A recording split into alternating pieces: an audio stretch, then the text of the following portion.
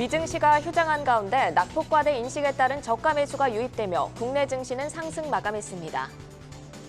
원달러 환율은 1.2원 오른 1293.6원에 마감했습니다. 우크라이나 사태 장기화로 식량 안보 위험을 경고하는 목소리가 커지며 농업비료 관련주가 급등 마감했습니다. 카카오게임즈의 신작 게임 우마메스메가 기대 이상의 초반 흥행으로 게임주들이 동반 강세 마감했습니다. NHN이 전날 공시한 자사주 취득 소식에 힘입어 급등 마감했습니다. D&T는 LG엔솔과 현대차의 합작사인 HLI 그린파워에 2차 전지 제조 장비를 공급하기로 하는 계약을 맺었다고 공시했습니다. 우리기술은 두산 에너빌리티와 18억 원 규모의 원전 분산 제어 시스템 구매 계약을 체결했다고 공시했습니다. TSI는 RJC홀딩스와 92억 7,855만 원 규모의 믹싱 시스템 공급 계약을 체결했다고 공시했습니다.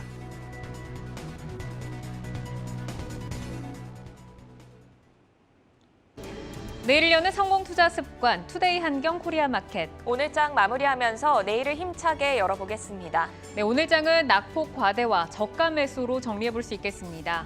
네, 미증시가 휴장한 가운데 낙폭과대 인식 속 저가 매수가 유입되며 코스피, 코스닥 모두 반등에 성공하며 마감했습니다. 네, 그럼 코스피 시장 마감부터 저와 함께 살펴보시죠.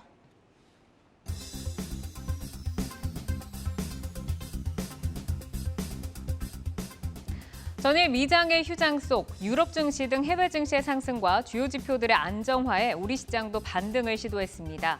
블러드 여는 총재가 올해 미국 경제 성장세 기록할 것이라는 발언을 한 점도 시장에 힘을 불어넣어줬는데요. 전일 연저점을 경신했던 코스피 지수는 결국 0.75% 상승으로 거래를 마감했습니다. 이달 1일에서 20일까지 수출을 봤을 때 전년비 3.4% 감소해서 무역 적자가 76억 달러를 기록을 했고요. 환율의 불안정한 고공행진 속 이창용 한은 총재는 환율 개입 가능성도 언급했습니다. 우리 시장은 이 거래일에 하락을 딛고 2,400선을 넘어서며 힘을 내다 2시쯤부터 상승분을 일부 반납하면서 거래를 마감했습니다. 수급 한번 살펴보시죠. 수급 보시면 외국인이 순매도 기조를 이어갔습니다. 오늘 3천억 원 정도 매도를 했는데요. 개장 초반에 매도를 늘리면서 지수를 하락으로 미는 등 수급 불안감은 여전했습니다. 기관의 매수 속에서는 금융투자와 사모펀드가 매수로 상승을 지켜냈고요. 외국인은 현물은 매도했지만 선물은 매수하면서 거래를 마쳤습니다. 업종별 움직임 한번 확인해 보겠습니다.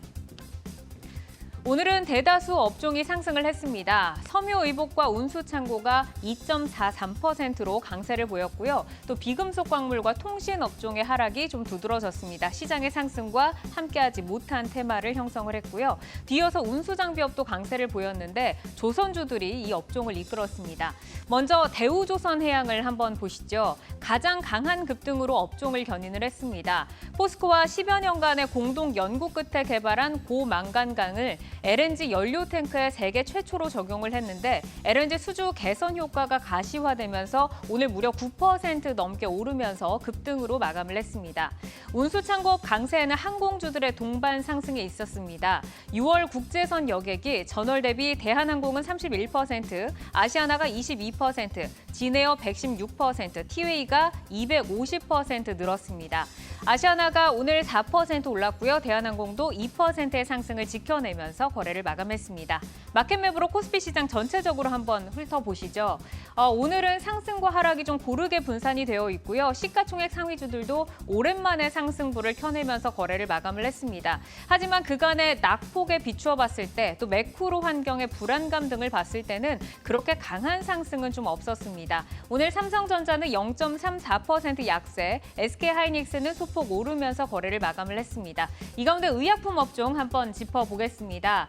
삼성바이오로직스는 좀 하락을 했지만 전체적으로 좀 강세를 보였는데요. 특히 한미약품과 또 녹십자, 대웅제약의 강세가 눈에 띄었습니다. 셀트리온도 오늘 보시면 0.98% 상승을 하면서 거래를 마감했는데요. 대형 바이오 제약사들의 반등이 두드러졌다라고 볼 수 있겠습니다. 유의미한 움직임이 있었던 시총 상위주들 한번 짚어보시죠. 첫 번째로는 카카오페이를 준비를 했습니다. 카카오페이 같은 경우에는 오늘 카카오 그룹주들의 강세 속에서 함께 좀 상승하는 모습을 보였는데요. 특히 운영진 4명이 신뢰 회복과 책임 경영을 위해서 자사주 2만여 주를 약 18억 원에 매입했다고 21일 오늘 밝혔습니다. 투자자들의 돌아섰던 마음을 돌릴 수 있을지 좀 추이를 살펴봐야 할 것 같은데요. 오늘 1.58% 오르면서 거래 마감했습니다. 이어서 기아입니다. 기아 오늘 현대와 함께 강한 모습을 보였는데요. 코스피 시장에서 외국인 순매수 상위에 이름을 올리고 있는 기아입니다. 상반기까지 기아의 호실적은 이미 증명을 했고요. 스포티지 모델이 독일의 자동차 전문 매체에 비교해서 가장 경쟁력 있는 차로 선정되기도 하면서 오늘 시장에 관심을 받았습니다. 오늘 기아가 2.38% 오르면서 거래를 마감했습니다. 자, 이렇게 종목까지 살펴드렸습니다. 여기까지 코스피 마감 정리해드리겠습니다.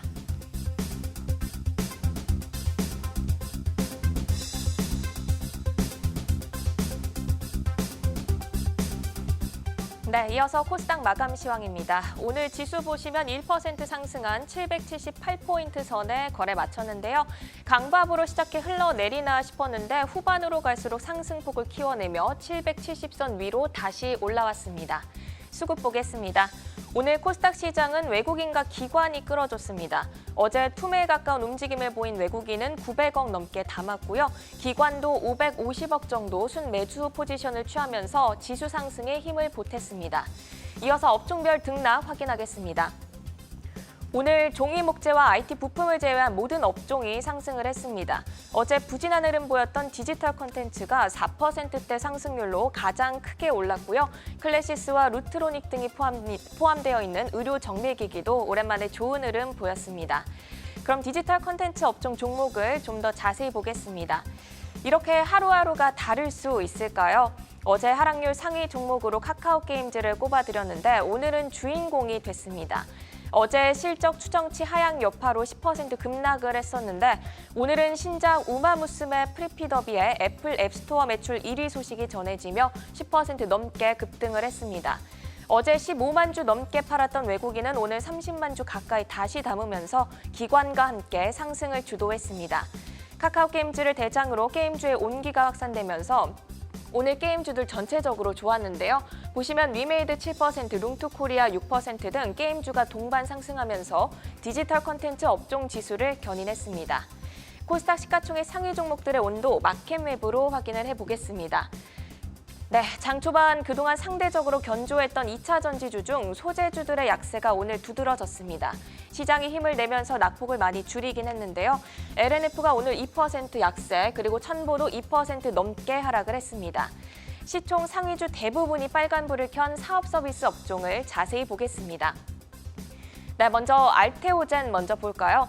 안과 질환 치료제 아일리아의 바이오시밀러 제조 방법에 대해 중국에서 특허를 등록했다고 밝혔는데요. 오늘 4% 상승을 했고요. 기관과 외국인의 순매수에 힘입어 4거래 연속 상승하고 있습니다.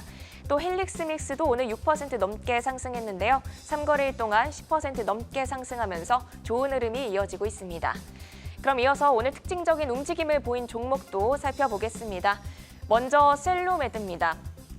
mRNA 백신과 치료제 생산 효소 샘플 개발을 완료했다고 밝혔습니다. 우선 공급을 약정한 상장사를 중심으로 샘플 요소를 공급할 예정이라고 하는데요. 이 같은 소식이 전해지면서 장 초반부터 급등이 나왔고요. 상승폭이 더 커지면서 1시 부근에 상한가에 들어갔습니다. 상한가 유지하면서 오늘 시장 마감을 했고요. 다음은 서암기계공업입니다. 오늘 23일부터 24일까지 EU 정상회담이 개최될 예정이죠.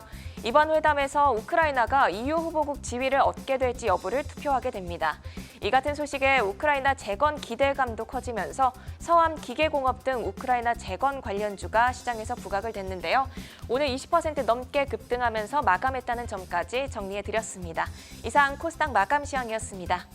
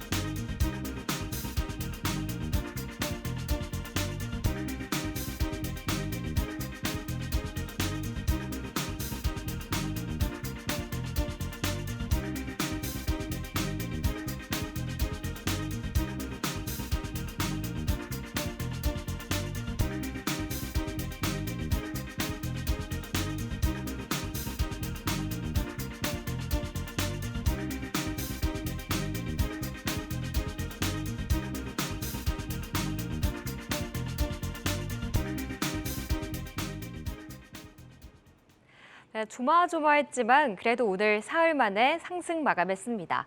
환율이 다시 90원대로 올라서긴 했지만 그래도 외국인이 다시 들어오고 있는데요. 내일도 이 분위기 이어가면서 상승할 수 있길 바라면서 ETF 시장 분위기 알아보겠습니다. 먼저 강한 쪽부터 살펴보시죠. 이 타이거 200 중공업이 3% 넘는 상승을 보였습니다. 오늘 대우조선해양이 벌써 올해 수주 목표액의 65%를 달성했다고 발표했습니다. 여기에다 국내 조선주들 전 세계적으로 환경 규제가 강화되면서 오히려 수혜를 입을 것이란 긍정적인 리포트 나오며 조선주 일제히 강세에 나타내는데요. 이에 제우조선해양과 한국조선해양, 삼성중공업 등 강한 양봉 그려내면서 이 상품의 상승을 이끌었습니다. 다음은 코덱스 운송이 2.3% 오르면서 그 뒤를 이었습니다. 오늘 한젠카를 시작으로 항공주들도 반등을 보였습니다. 항공업계는 여름철 성수기를 앞두고 국제선 증편과 승무원 복직 시기를 앞당기고 있는 상황인데요. 이번에는 승객 수요도 추가되겠지만 기존의 실적을 이끌었던 화물 수요의 호조세도 지속될 것으로 보이고 있습니다. 이 상품 내 대한항공과 한진칼, 아시아나항공 등이 강하게 올라주면서 상승을 이끌었습니다. 이어서 부진했던 종목들도 살펴보시죠. 이 타이거 농산물 선물 인핸스드 환해지 상품이 2% 넘게 밀렸습니다. 전거래일 소매 가격이 4%의 하락을 보이면서 크게 밀렸는데요. 농산물 선물 관련 상품들 전반적으로 숨고르면서 오늘을 쉬어가고 있습니다. 또 다음 지수를 추정하는 코덱스 인버스 상품도 내려와 있고요. 타이거 200 건설도 하락을 보였습니다. 이 건설주 전반은 보합권에서 거래됐지만 이 상품에 들어가 있는 한전기술이 지수를 끌어내렸는데요. 정부가 3분기 전기요금의 인상을 보류했습니다. 그러면서 한국전력에 스스로 적자 규모를 줄이려는 노력을 해라라고 압박했는데요. 그렇다면 한전 입장에서는 보유한 한전기술의 지분을 일부 매각하면서 비용을 충당할 수밖에 없는 상황입니다. 오버행 우려 속에 주가 연이틀 급락을 보이면서 이 상품도 하방 압력을 줬습니다. 지금까지 ETF 시장 마감 알아봤습니다.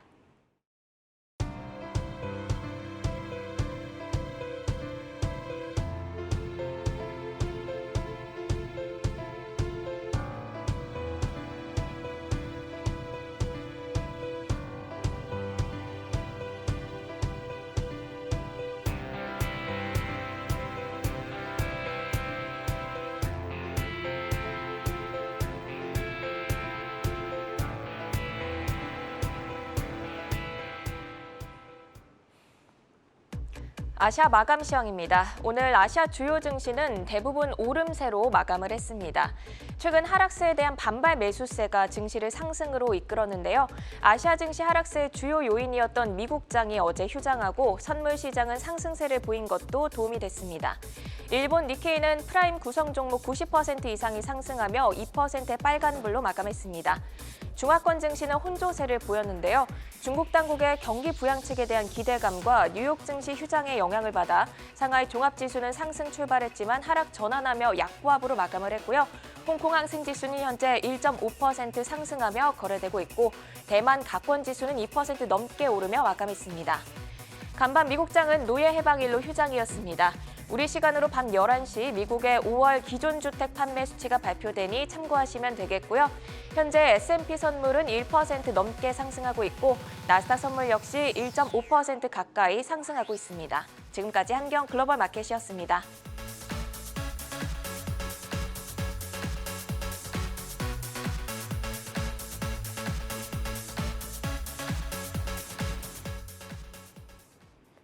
네, 우리 시장을 이끄는 하나의 주체 바로 개인이죠. 먼저 6월 14일부터 6월 20일까지 5거래일 사이 개인 투자자들은 어떤 종목을 사고 또 팔았는지 알아보겠습니다. 코스피 시장부터 살펴보시죠. 삼성전자와 SK하이닉스 오늘은 다른 불을 켜내며 마감했습니다. 삼성전자는 파란불 켜냈지만 개인은 10거래일 연속 강하게 사들이고 있습니다. 그 다음 하이브 체크해 보시면요. 급락한 날과 그 다음 날 개인은 625억 원어치 사들이면서 강하게 물량 받아냈는데요. 오늘 장중 6%의 하락을 보였지만 다 말아 올리며 거래를 마쳤습니다. 다음 또 포스코홀디스와 삼성전기까지 낙폭과대 대형주들을 종목을 개인은 담아가고 있습니다. 이어서 팔고 있는 종목 보시면 삼성 SDI와 SKC, LG에너지솔루션까지 2차전지 관련주 매도하면서 정리하고 있습니다. 또 다음 한국항공우주 보시면요. 누리호 발사를 앞두고 오름세를 보였습니다. 하지만 발사가 연기되면서 하락할 때부터 개인은 정리하기 시작하면서 순매도 3위 종목에 올라와 있습니다. 이어서 코스닥에서는 어떤 종목들을 사는지도 살펴보겠습니다. 지난 금요일 상장한 종목이죠. 범한퓨얼셀 어제 이어서 오늘도 1위 자리 차지하고 있고요. 에코프로비엠 체크해보시면 지난주 시장 밀릴 때 개인은 다시 담기 시작했습니다.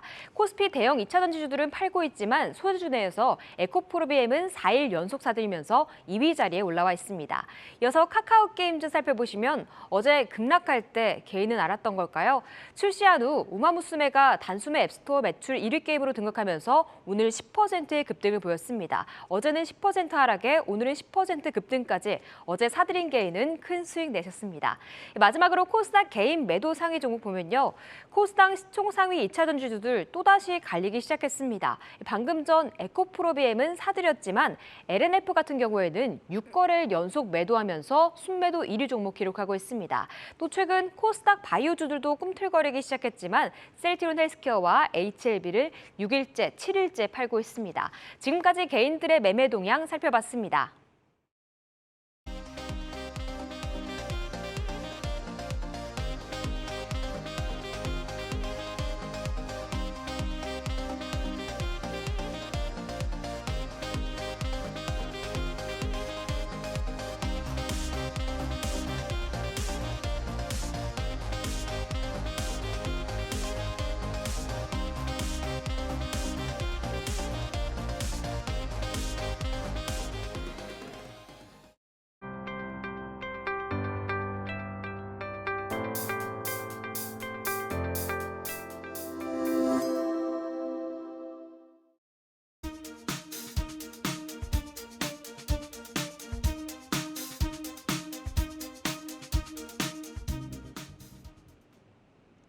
시장의 핫이슈를 심층 분석해서 날카로운 투자 인사이트를 제시해주는 투데이 핫이슈. 오늘은 금리 인상 시기 효과적인 자산 운용에 대해서 다각도로 점검해 보겠습니다. 키움투자 자산운용 민주영 이사와 함께합니다. 이사님 어서 오십시오. 네, 안녕하십니까. 네, 반갑습니다.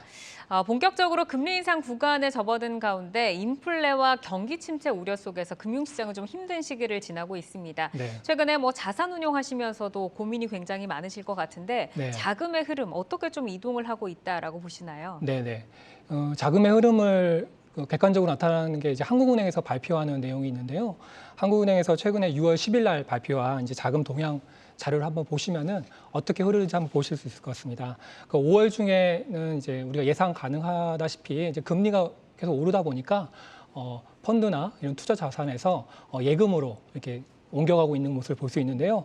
예를 들어서 수시 입출금 예금 같은 경우는 이제 숫자를 보면은 한 1.7조 원 정도 늘어난 걸 볼 수 있었고요. 그다음에 특히나 이제 정기예금이 많이 늘어났습니다. 정기예금 같은 경우는 전달에 4월 달에 한 3조 8조 원 정도 늘었었는데 5월 달에는 19조 정도나 많이 늘었죠. 그래서 네. 이 금리 상승 때문에 민간의 개인들의 어떤 자금이라든지 아니면 지자체 같은 그런 자금들이 정기예금으로 옮겨온 것을 볼 수 있고요.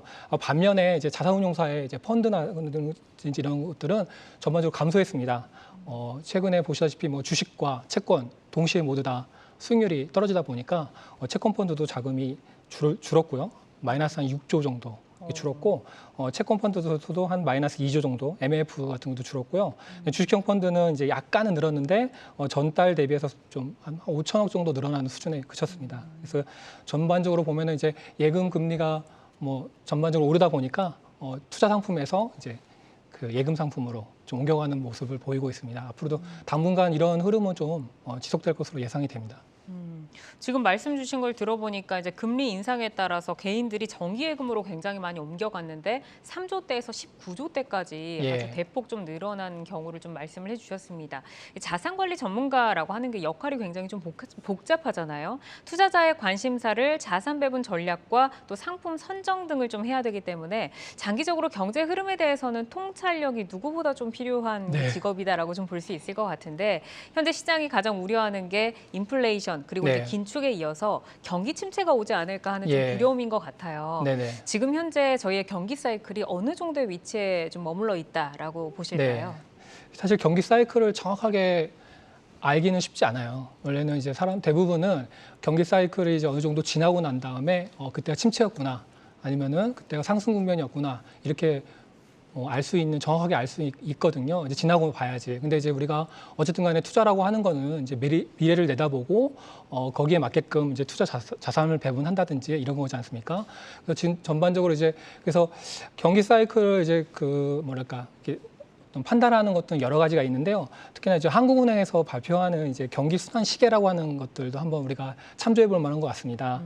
경기 순환 시계는 여러 가지 지표들, 뭐 서비스업 생산 지수라든지 수출액이라든지 수입액이라든지 아니면은 뭐 소비자 기대 지수라든지 뭐 여러 가지 약 10가지 정도의 어떤 지수를 가지고서 그러니까 상승과 그다음에 회복과 하강과 그다음에 이제 그 둔화와 이 국면을 계속 이 각 지수들이 어느 위치에 있느냐 이런 것들을 보면서 우리가 예상을 할 수가 있는데요.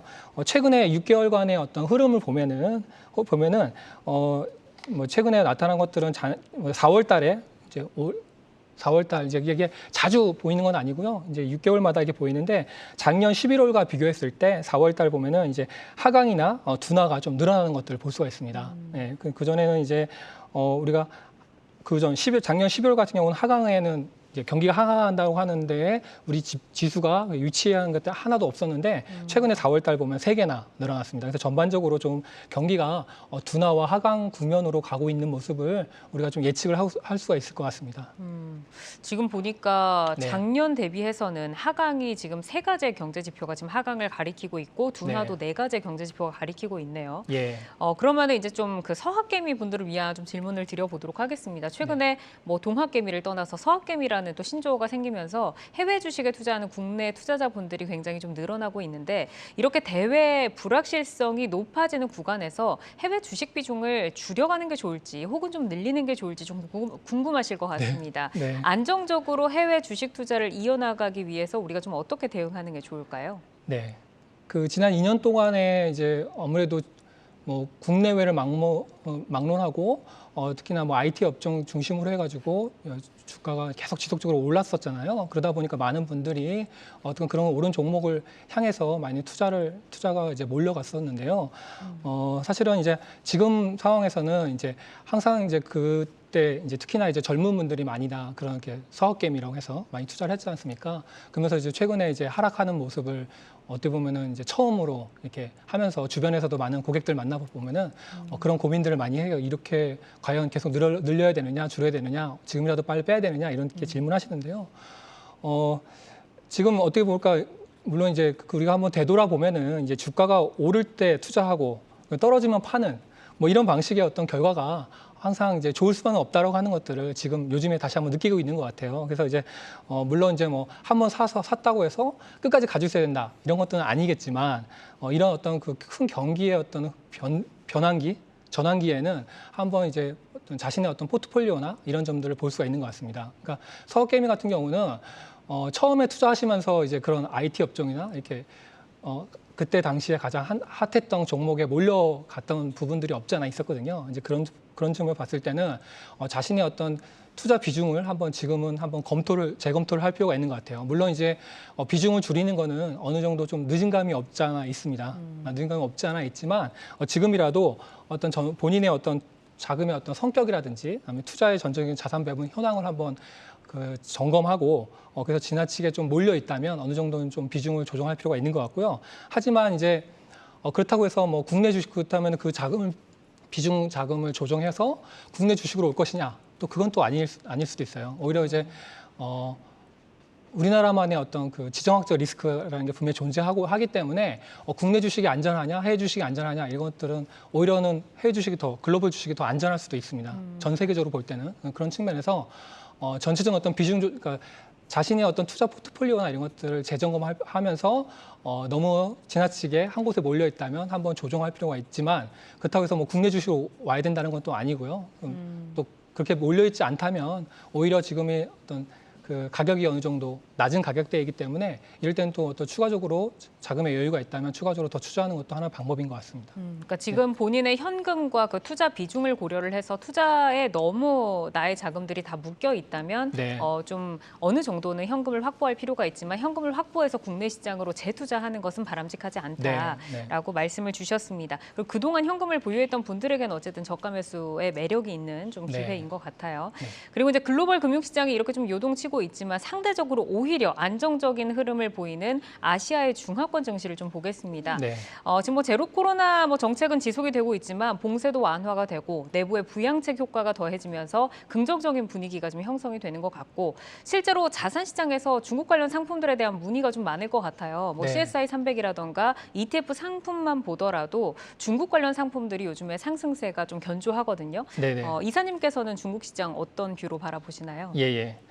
최근에 이제 중국의 어떤 소비나 생산, 투자 지표들이 예상보다 좋은 지표로 나타나면서 중국의 어떤 경제가 이제 바닥을 지나고 있지 않느냐라고 하는 기대감이 높은 것 같습니다. 실제로 이제 최근 한 달간 이 중국 펀드의 평균 수익률을 보면은 10.73%입니다. 전반적으로 다들 이제 손실이 났는데 중국 펀드만이 이제 이렇게 성과를 보이면서 많은 분들이 이제 중국 펀드에 대한 관심을 높여가고 있는 것 같은데요. 하지만 이제 좀 한 발짝 물러서 좀 길게 보다 보면 중국에 대한 리스크는 여전히 존재하고 있는 것 같습니다. 아시다시피 이제 미중 간의 어떤 경제 갈등이 경제나 정치적으로나 갈등이 지금 고조가 되고 있고 여전히 또 이제 사실은 최근에 왔던 여러 가지 어떤 그 자산 시장의 폭락이라든지 이런 것들이 이제 금리 인상과 함께 어떤 그 글로벌 공급망의 어떤 변화지 않습니까? 과거에는 이제 중국이 생산하고 미국이 소비했다면 지금은 이제 미국에서 직접 생산하고 소비하겠다. 이제 자국 내에서 생산하고 소비하겠다라고 하는 그런 큰 흐름이 여전히 지속되고 있기 때문에 중국의 어떤 그 주식시장이나 경제의 어떤 변동성은 그다음에 예측하기 어려운 점은 여전히 존재하고 있는 것 같습니다. 그래서 단기적으로 물론 어느 정도 이제 시장의 어떤 기대감 때문에 반등하긴 했지만 중국에 투자하기 위한 어떤 리스크는 분명히 존재하고 있고요. 또 하나는 중국 정부의 정책입니다. 중국 정부의 정책이 예를 들어서 뭐 대표적으로 인터넷 플랫폼 등을 비롯한 어떤 산업의 규제 뭐 이런 것들이 여전히 존재하고 있고요. 그다음에 정책 완화가 이제 물론 중국 정부가 최근 들어와서 전반적으로 정책을 완화하겠다라고 발표했지만 시장의 기대감과는 좀 다른 모습들도 나타나고 있고요. 또 하나는 또 최근에 봉쇄했던 것처럼 코로나가 만약에 재확산된다면 또 역시 중국 시장의 어떤 그 예측하기 어려운 면으로 진입할 수 있기 때문에 아직은 물론 뭐 최근의 성과는 좋았지만 이제 장기적으로 투자하기에는 중국이 그렇게 안전한 투자처는 또 아닐 수도 있다. 그런 리스크는 존재한다. 물론 아주 더 길게 우리 투자의 기간을 아주 길게 뭐 3년, 4년 길게 보신다면 뭐 지금의 또 중국의 투자의 매력은 분명히 고점 대비해서 가격이 많이 내려온 상태이기 때문에 뭐 그렇게 장기적으로 투자하신다는 어떤 계획을 가셨다면 또 투자하기에는 부담이 없는 국면인 것은 또 분명한 것 같습니다. 네, 어쨌든 전체적으로 글로벌 시장들의 하락 속에서 또 중국이 일찍 좀 빠지다 보니까 저가 매수에 대한 매력은 있지만 중국 정부의 규제라던가 이런 시장의 성격상 리스크는 여전히 좀 산재하고 있다라고 말씀 주셨습니다. 그렇다면 이제 중국 시장 외에 글로벌 시장에서 상대적으로 좀 안정적인 투자처로 보인다라고 좀 주목하는 곳이 있으실까요? 최근에는 뭐 우리가 사실은 이게 일반적으로 주식과 채권에 대해서는 항상 그런 건 아니지만 서로 경쟁하면서 주식이 시장이 좋을 때는 채권 시장이 좋을 때는 주식이 상대적으로 이렇게 우리가 투자할 수 있는 안전한 투자처가 존재했었는데 최근에는 이제 금리 인상이라든지 뭐 여러 가지 정치적인 어떤 불안정성이 높아지면서 사실은 안전한 투자처라고 하는 것들을 찾기가 아주 아주 어려운 국면인 것 같습니다. 하지만 이제 우리가 이제 투자 기간을 이럴 때일수록 사실은 이제 투자의 어떤 기간을 좀 길게 잡고 보실 필요가 있는 것 같고요. 그런 점에서는 좀 길게 보고 그다음에 특히나 또 가격이 많이 하락한 자산들 중심으로 좀 찾는다면 상대적으로 그런 측면에서의 안전적인 어떤 투자처를 찾을 수 있을 것 같아요. 제가 이제 그래프를 가져왔던 게 최근에 이제 1년 동안에 시장 펀드에서 어떤 유형별로 해서 성과가 많이 빠졌던 것들을 제가 한번 가져와 봤었는데요.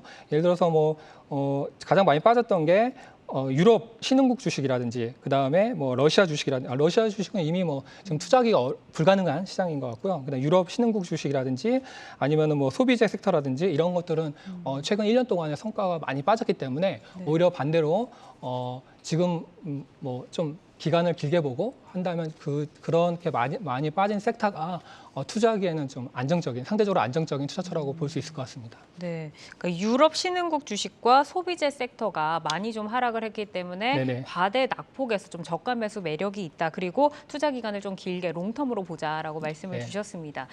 그리고 이제 최근에 그 펀드 시장을 좀 들여다 보니까 좀 핫하게 떠오르는 게 TDF라고 타깃 데이트 펀드로 좀 들었습니다. 국내 설정액이 벌써 8조를 넘어선 것으로 알고 있는데 최근에는 기존 TDF에서 좀 확장된 상품들도 나오고 있는 것으로 들었거든요. 네. 네, 키움 투자자산운용이 관련 ETF의 출시 계획을 가지고 있다라고 들었습니다. 이 ETF의 장점이 좀 무엇인지 궁금하고 이렇게 좀 변동성이 심한 장세에서 우리가 안정적인 투자를 다들 좀 찾고자 하잖아요. 그때 좀 대안으로도 가져갈 수 있을까요? 네, 그렇습니다. 이 타겟 데이트 펀드는요, 그 타겟 데이트, 그러니까 이제 은퇴 시점을 타겟해서 목표해가지고 운용하는 펀드라고 할 수 있습니다. 그래서 이제 일반적으로 물론 이제 뭐 적극적으로 우리가 투자해야 되는 뭐 ETF라든지 뭐 어떤 섹터 ETF라든지 적극적으로 투자하시는 분들도 있지만 저는 이제 그렇게 권해요.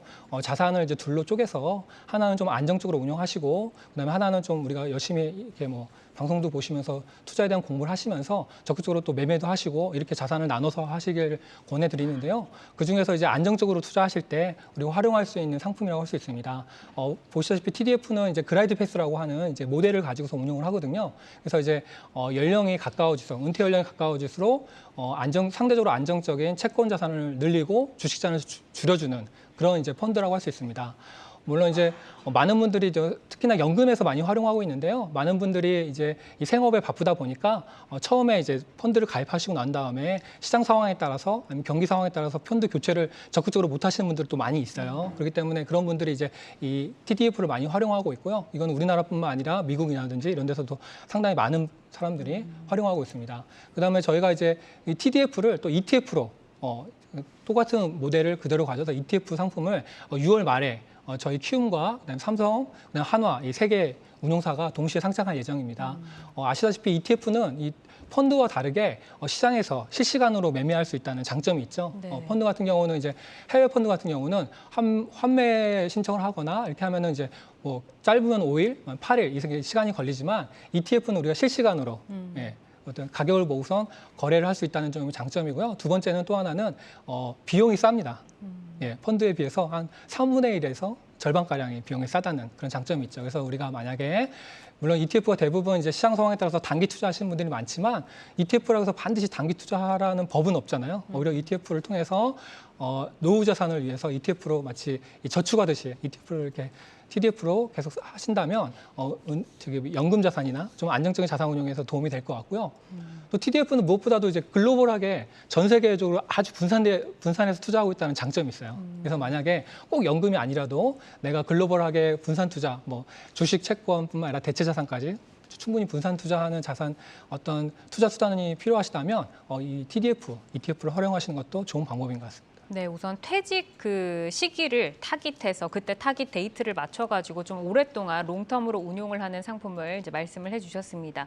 뭐 오랜 기간 동안 펀드나 퇴직연금이나 이렇게 간접 투자 상품 분야에서 대규모 자금들이 좀 이동을 하는 흐름을 좀 보셨을 텐데 자산 관리를 하시다 보면 보통 이제 금리 인상기에 네. 자산 배분을 하시는 원칙이 좀 있으실 것 같아서 이 부분 좀 궁금하고요. 네네. 이런 시장 속에서 우리 투자자들은 어떻게 자산을 배분하는 게 좋을지 조언 주실 수 있을까요? 네. 사실 자산 배분에서 가장 핵심은요. 이제 물론 이제 시장을 전반적으로는 어느 정도는 이제 시장의 어떤 변화라든지 시장과 경기의 어떤 변화라든지 이런 부분들도 고려하지만 더 중요한 거는 투자의 목적인 것 같습니다. 내가 이제 이 투자를 어떤 목적으로 하느냐, 만약에 뭐 노후 준비를 하느냐, 아니면 뭐 내 집 마련을 위해서 하느냐, 아니면 결혼 자금 마련을 하느냐에 따라서 이 자산 배분이 다 달라지는 것 같습니다. 왜냐하면 그 기간이 정해지거든요. 그래서 이제 투자의 목적을 명확하게 세우는 게 아주 중요할 것 같고요. 투자 목적에 따라서 자산 배분을 해야 된다라고 하는 것 같고.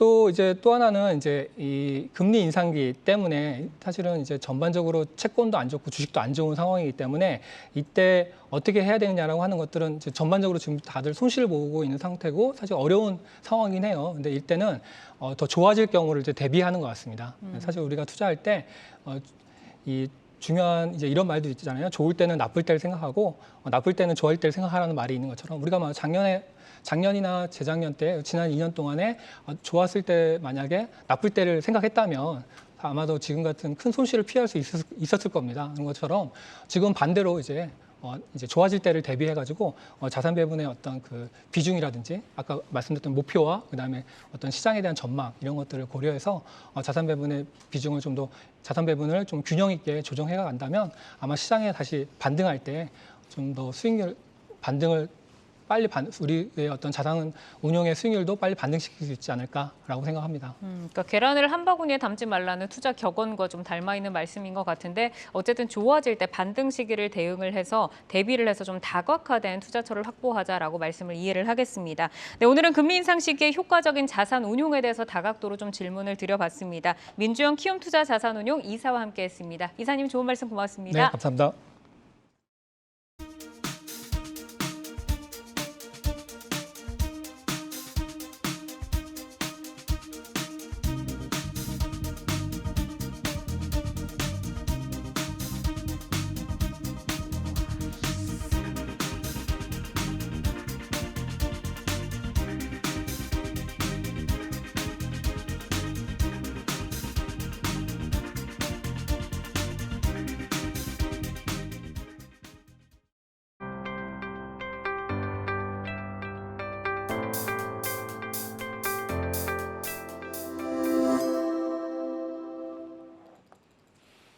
네, 투자자들의 주요 매매 종목들 속에서 종목 이슈 점검하고 전략 세워보겠습니다. 오늘 이슈콕 종목톡 사영관 교보증권 여의도 스마트 영업부 차장과 함께합니다. 안녕하세요. 네, 안녕하세요. 네, 먼저 첫 번째로 살펴볼 종목은 테슬라입니다. 한국예탁결제원에 따르면 올해 초부터 6월 16일까지 국내 투자자들이 가장 많이 산 해외 주식이 테슬라라고 하는데요. $1,000를 바라보던 테슬라가 어느새 $650대까지 내려왔습니다.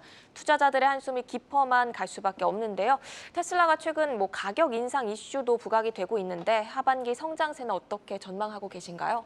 네, 가격 인상을 했는데 너무 많이 했어요. 네 번째 지금 하다 보니까 소비자들의 원성이 좀 자자합니다. 그런데 진짜 매력 있는 기업은 이럴 때 나타나요. 가격을 인상했음에도 불구하고 소비자들이 그거에 대해서 지갑을 열고 있다라는 부분들은 그걸 대체할 만한 대체제가 없다라는 걸 의미하거든요. 그렇기 때문에 그러한 정말로 강한 소비자들을 끌어당기는 매력 요인들이 있을지 가격 인상 요인들에 의해서 좀 나타날 수 있을 것 같다라고 저는 보고 있고 아직까지는 조금 소비자들의 그런 요인들을 끌어당길 만한 요인들은 있는 것 같아요. 그래서 지금 4차례 인상했는데 모델 3가 이제 7천만 원 위쪽으로 올라왔습니다. 제일 저렴한 모델인데요. 많이 비싸졌죠. 여전히 전기차는 좀 비싼 편이에요. 그렇다 보니까 항상 말씀드리는 대로 하이니켈단이 아니고 지금은 LFP 배터리, 조금은 저가형, 가성비 배터리로 해서 조금 싸게 살 수 있는 차량들이 개화기에 많이 팔리는 그런 전략으로 가고 있다라고 말씀을 드렸고요. 지금 테슬라에 이어서 GM 같은 경우에도 가격을 기습 인상을 시켜버렸어요.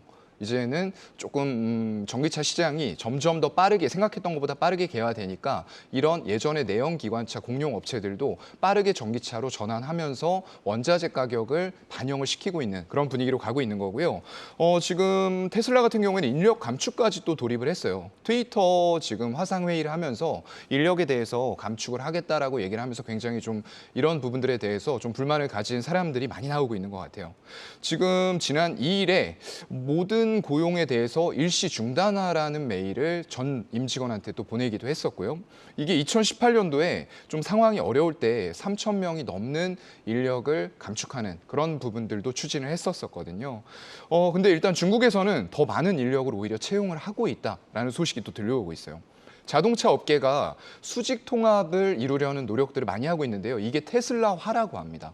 테슬라를 전부 다 따라하고 있는 거예요. 테슬라 같은 경우에는 지금 광산과 직접 니켈 공급 계약을 하고 있는 그런 상황이거든요. 그래서 모든 할 수 있는 비용을 전부 다 줄일 수 있는 인력 감축도 그런 부분입니다. 인건비가 지금 생산에서 차지하는 비용이 너무나도 많이 올라왔어요. 그래서 기업의 입장, CEO의 입장에서는 이해를 합니다만 이분이 좀 말하는 게 왔다 갔다 하죠. 그렇다 보니까 조금은 더 지켜봐야 될 이슈라고 보이고요.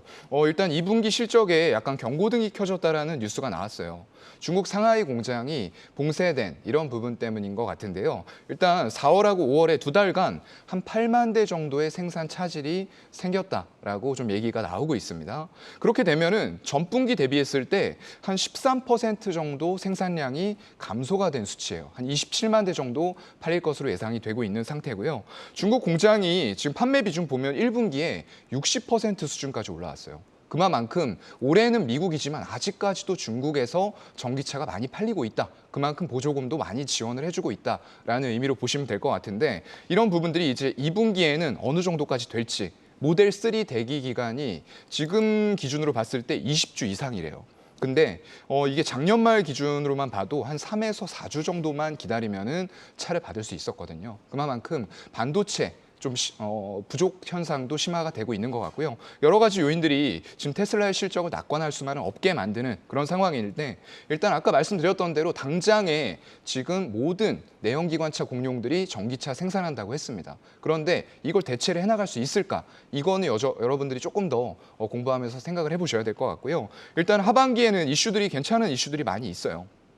주식 분할이라던가 차세대 첨단 배터리 양산 쪽 그리고 지금 완전 자율주행 쪽으로 상용화 시도를 하고 있는데 이런 부분에 있어서 다시 한번 테슬라가 그동안 보여줬었던 혁신, 이노베이션을 계속 이끌어갈 수 있을까 이런 부분들이 주가를 끌어올리는 요인들이 될 것 같고요. 일봉상 일단은 620달러 선에서는 바닥이 형성이 된 것 같아요. 그런데 이게 지금 120주 선에 걸쳐 있는데 이거 무너지면 안 되는 자리거든요. 만약에 무너지면서 미국 시장도 추가적인 하락이 온다라고 했을 때에는 일단 540달러 선까지 추가 하락 가능성이 있다라는 부분을 좀 열어놓고 조금은 지금 너무 성급하게 생각하시기보다는 약간의 여유 있는 마음으로 접근하시는 게 좋을 것 같습니다. 네, 가격 인상에도 불구하고 소비자를 끌어들일 요인은 아직까지 존재를 하지만 인력 감축 등의 이슈도 좀 리스크로 존재를 하는 상황인 것 같습니다. 가격 측면에서는 540달러까지 추가 하락 여력이 있으니까 여유 있게 좀 접근을 해보자라고 말씀 주셨습니다. 테슬라에 이어 살펴볼 종목은 삼성전자입니다. 2분기 영업이익 전망치 하향 조정 소식이 계속해서 나오고 있습니다. 실적 눈높이도 조금 더 낮아지는 분위기인데요. 어떻게 맞아요. 보고 계세요? 네, 일단은 그런 상황들이 지금 계속 연출이 좀 되고 있는 것 같아요. 오늘 이 내용을 제가 말씀드리는 종목들이 개인들이 순매수를 가장 많이 한 종목입니다. 올해 들어와서요. 지금 삼성전자 같은 경우에는 14조 5천억 어제까지 샀고요. 오늘도 보니까 2,100억 더 샀더라고요. 계속 추가가 되고 있는 이런 상황인데 글쎄요. 삼전하고 하이닉은 둘 다 마찬가지예요. 코스피 전체에서 차지하는 영업이익이 단 2개의 기업이 코스피 전체 영업이익의 31%를 차지합니다. 그만큼 집중이 되어 있죠, 실적들이요. 그렇다 보니까 이런 기업들의 실적에 대해서 좀 불확실성이 나오면 굉장히 주가에 크게 영향을 받을 수도 있는 그런 상황이 될 거고요. 최근에 삼성전자에는 휴대폰 재고가 좀 쌓이고 반도체도 주춤하는 모습들을 보여주고 있어요. 특히나 이제 메모리 단인데요. 메모리 반도체 분야에서는 지금 30년간 1위를 지금 목전에 두고 있어요. 계속적으로 1위를 수성을 많이 해왔었죠. 근데 중요한 건 지금은 메모리가 아니고 비메모리 시대입니다. 메모리가 전 세계 반도체에서 차지하는 비중은 27%밖에 되지 않아요. 나머지는 73%가 비메모리 반도체입니다. 그래서 결국에는 이 주가의 밸류를 높이고 주가가 상향하기 위해서는 기존의 메모리 캐시카우 좋습니다. 하지만 그것 외에도 비메모리 반도체 단에서 밸류를 높일 수 있는 파운드리라던가 이런 쪽들이 잘 되는 모습들을 보여줘야 되는 거거든요. 그런데 아시다시피 TSMC가 지금은 파운드리 쪽에서는 독보적이에요. 삼성전자가 항상 1위를 유지하면서 초격차를 벌려왔던 기업인데 굉장히 자존심에 상처를 입고 있는 그런 구간이라고 볼 수밖에 없고요. 지금 1분기 기준으로 봤을 때 글로벌 파운드리 매출이 작년 4분기 대비해서 삼성전자는 4%가량 감소했어요. 상위 10개 파운드리 업체를 봤을 때 유일하게 삼성전자만 매출이 감소가 됐습니다. 안 좋은 지표죠. 따라가야 되고 빨리 따라가서 1위를 수성을 해야 되는 입장인데 오히려 비중이 떨어지고 있다는 거예요. 그래서 점유율도 지금 16.3%로 하락이 된 상태고요. 근데 TSMC 독보적인 1위죠. 지금 매출이 11% 넘게 증가됐고요. 점유율도 54%까지 치고 올라오는 모습들을 보여주고 있어요. 거기다 영업이익률은 굉장합니다. 47%에 달하는 영업이익률을 정말 제조업이라고 볼 수가 없을 만큼 높은 영업이익률을 달성을 하고 있어요. 이건 이제 1위의 독보적인 가격 결정력이다라고 보시면 될 것 같고요. 그래서 일단은 굉장히 어려운 상황에서 스마트폰까지도 조금 어려운 상황인 것 같습니다. 네, 메모리보다는 아무래도 비메모리 시장의 성장성에 더 주목을 해봐야 되는 시점인 것 같습니다. 삼성전자에 이어서 살펴볼 종목은 SK하이닉스인데요. SK하이닉스의 경우에는 D램 부분의 영업이익 기여도가 절대적인 상황입니다. 맞아요. 제품 수요 악화에 대한 우려도 커지고 있는데 이에 대해서는 어떻게 보시나요? 글쎄요, 이게 어느 한쪽에서는 또 안 좋다고 얘기를 하고 어느 한쪽에서는 또 좋다라고 얘기를 합니다. 지금 세계 반도체 시장 통계 기구가 있어요. 이게 글로벌 반도체 수급 동향을 조사하는 기구인데 TSMC라던가 마이크론, 소니, 도시바, EMD 같은 40개 회원사, 물론 삼성전자와 하이닉스도 포함이 되어 있습니다. 이쪽에서 조사를 해서 통계치를 발표하는데 최근에 발표한 보고서를 보게 되면 올해 메모리 반도체 시장이 한 19%가량 성장할 것이다라고 관점을 급격하게 바꿨어요. 얼마 전에 지난 3월에 냈던 보고서에서는 겨우 한 1%가량 성장할 것이기 때문에 메모리 반도체 시장 별로 안 좋을 것 같다라고 얘기를 했거든요. 이마만큼 불확실한 요소들이 너무나도 많이 혼재되어 있는 시장이기 때문에 이렇게 회원사들을 많이 두고 조사를 하는 곳에서도 정확한 수치를 발표하기가 정말로 어려운 시장 환경이다라는 걸 얘기를 해주고 있는 것 같고요. 일단 D램하고 낸드 플래시 쪽의 가격 하락폭은 우려보다는 괜찮은 수준인 것 같아요. 그렇기 때문에 D램에 집중이 되어 있는 하이닉스에는 조금 더 우호적인 환경이 되지 않을까라고 이제 생각을 하는 부분이 좀 되는 것 같고요. 거기다 더불어서 글쎄요. 일단은 하이닉스건 삼성전자건 자꾸 여러분들이 실수하시는 게 바닥을 찾으려고 하는 거예요. 지금과 같은 수급 상황에서 개인들이 바닥 찾는 건 의미가 없습니다. 바닥은 누가 만들어준다? 외국인들이 의미 있게라는 거는 지속성이 있어야 되고요. 하루 샀다고 끝이 아닙니다. 연속적으로 의미 있게 매수가 들어와야 되고 강도 또한 있어야 돼요. 뭐 200억, 300억 사다가 다음 날 1000억, 2000억 팔아버리면 의미가 없다는 걸 말씀드리는 거예요. 그렇기 때문에 그런 바닥은 결국에는 키를 쥐고 있는 거는 외국인들이에요. 외국인들이 안정적으로 수급을 깔아줄 때 우리는 그 수급을 확인하고 들어가면 되겠다라고 두 종목에 대해서는 말씀드리겠습니다. 네, D램과 낸드 가격 하락폭은 괜찮은 수준이지만 개인이 바닥을 찾는 거는 의미가 없다. 외국인의 유의미한 수급 개선이 필요한 시기다. 이렇게 정리해 볼 수 있겠습니다. 이어서 살펴볼 종목은 성장주로 대표되는 네이버와 카카오입니다. 네이버와 카카오가 연일 신저가를 새로 쓰면서 우려를 키웠는데요. 오늘은 그래도 반등에 성공을 했습니다. 일단 네이버부터 한번 보겠습니다. 긴축 구간 성장주가 외면당한다고 하지만 더 큰 문제는 이 현재 뚜렷한 성장 모멘텀이 부각되지 못하는 데 있는 것 같아요. 네. 하반기 주목할 성장 모멘텀이 혹시 있을까요? 글쎄요. 일단은 오늘 들어온 수급부터 말씀을 드리면은 외국인들의 유의미한 수급은 또 없었어요. 네이버 지금 26억 정도 외국인이 매수한 것 같고요. 그동안 팔아오던 것에 비하면 정말로 미미한 금액이 들어왔는데 또 기관 쪽에서 매수한 것도 최근에 금융투자가 매수하고 있다는 얘기예요. 투신이라던가 사모펀드 이런 쪽에 수급이 들어오지 않고 있어요. 그러면 단기적으로 그칠 가능성들이 또 배제할 수는 없다라는 말씀을 드릴 수밖에 없을 것 같고요. 일단 네이버 쪽은 하반기에 좀 기대할 만한 부분들이 이제 최근에 어떤 소통 방식의 차이를 카카오와는 좀 다른 양상들을 보여주고 있어요. 직원들에 대해서 전수적인 설문조사를 한다던가 일방적인 통보가 아닙니다. 이런 쪽으로 약간의 어떤 주주 달래기 개념으로 좀 주가가 움직이고 있는 것 같고요. 2020년 수준의 주가로 돌아갔어요. 그러다 보니까 최근에 이제 기술적인 관점을 제가 좀 많이 말씀드리는 이유는 기업의 내용과 모멘텀과는 관계없이 주가가 흐르는 양상들이 많기 때문에 결국엔 이것도 또 기술적인 지지선을 안 볼 수가 없어요. 월봉상으로 일단은 60월선을 찍고 소폭 반등했는데 그게 오늘 이제 기관의 매수세가 좀 붙어주면서 반등을 했는데 유의미한 수급은 아니기 때문에 다시 한번 60월선 부근 23만 원대 지키는지 여부를 또 시장이 악화됐을 때는 체크를 해볼 수밖에 없는 상황으로 보입니다. 네, 그러면 이어서 카카오도 조금 짧게 한번 설명을 해주실까요? 네, 카카오도 마찬가지인 것 같아요. 네이버하고 뭐 대표하는 기업인데요.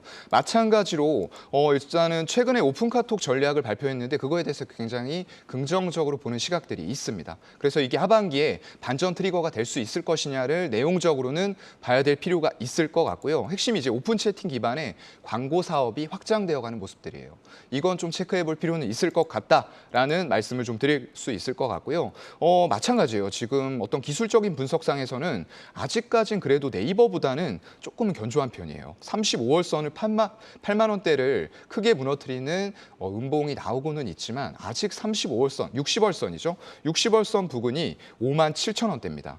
여기까지는 조금 하락폭이 상대적으로는 남아있는 그런 상황인데 투자 동향으로 봤을 때에도 카카오는 네이버의 외국인들 쭉 매도하는 경향보다는 중간중간 매수세가 들어오기는 해요. 근데 문제는 지금 글쎄요 6월 7일부터 시작된 기관 쪽의 매도예요. 금융투자를 제외했을 때는 투신, 연기금, 사모펀드, 보험 거의 대부분의 기관 주체들은 매도를 해나가는 모습들이기 때문에 이런 관점에서 봤을 때에는 역시나 말씀드렸던 대로 수급들이 지속적으로 들어오지 않으면 추가 하락 가능성이 있을 수도 있다라고 말씀을 드릴 수밖에 없습니다. 네, 오픈 채팅에 대한 모멘텀은 체크해 볼만 하지만 5만 7천 원대까지 하락 여력이 존재하기 때문에 이 부분은 좀 체크를 해보자라고 말씀 주셨습니다.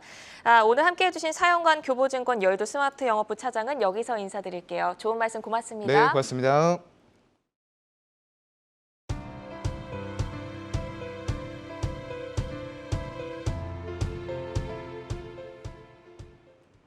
내일 여는 성공투자습관 투데이 안경 코리아 마켓 내일 오후 4시에 다시 찾아오겠습니다. 시청해주신 여러분 고맙습니다.